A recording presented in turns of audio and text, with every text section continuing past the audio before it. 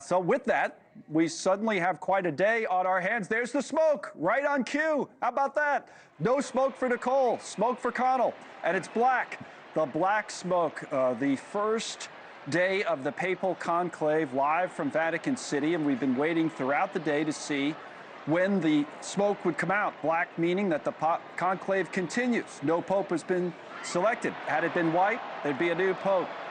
At the crowd, yeah, the reaction. Robert Sherman has spent most of his day in St. Peter's Square. He's just outside of there right now, and this is the moment we've been waiting for. Even, oh, look at the square. Look at all the people there waiting for this to happen throughout the day, Robert, and now it happens, meaning that we'll have to wait again to see what happens tomorrow. Yeah, and this isn't really a surprise, Connell, because there's only one single vote taking place today. And if you wanted to get a little history lesson in, the last time that would have happened, in which on the first try they ended up electing a pope, you'd have to go back to the 1600s. So this really wasn't a surprise that we got black smoke here today. Now, that being said, what was a surprise is how long it took in order to see it.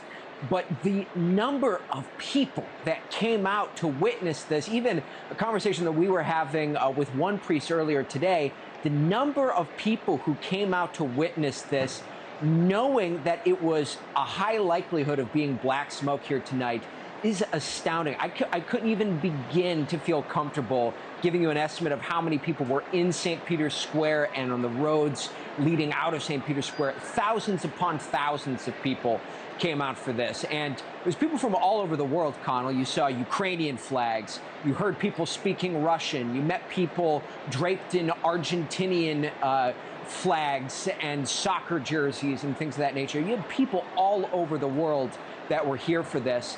And so now the conclave will continue on. And in terms of how this ends, you've heard it from just about everybody. Who knows at this point?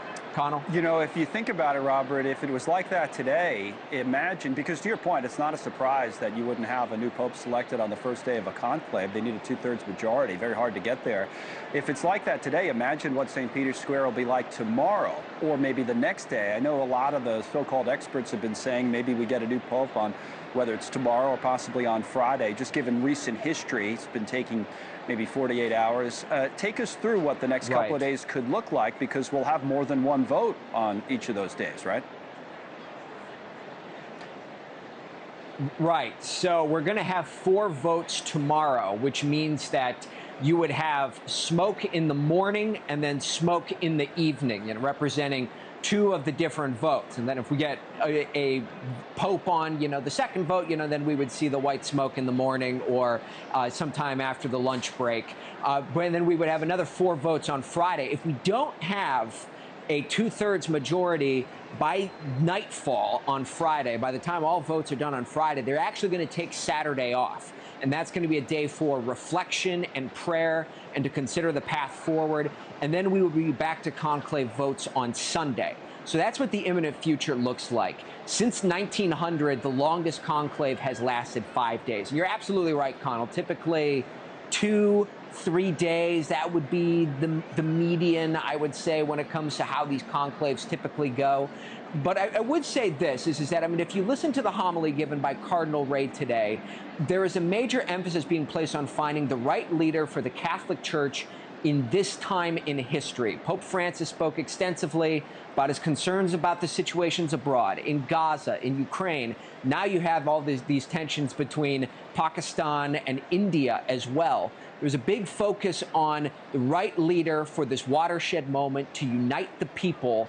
That's the kind of leader that they are looking for here. So there's a big premium on finding the right pope for this time. That's what they're focusing on in this conclave. Thank you for watching. Subscribe below and download our NewsNation app right now on your phone, and you will get fact-based, unbiased news for all Americans.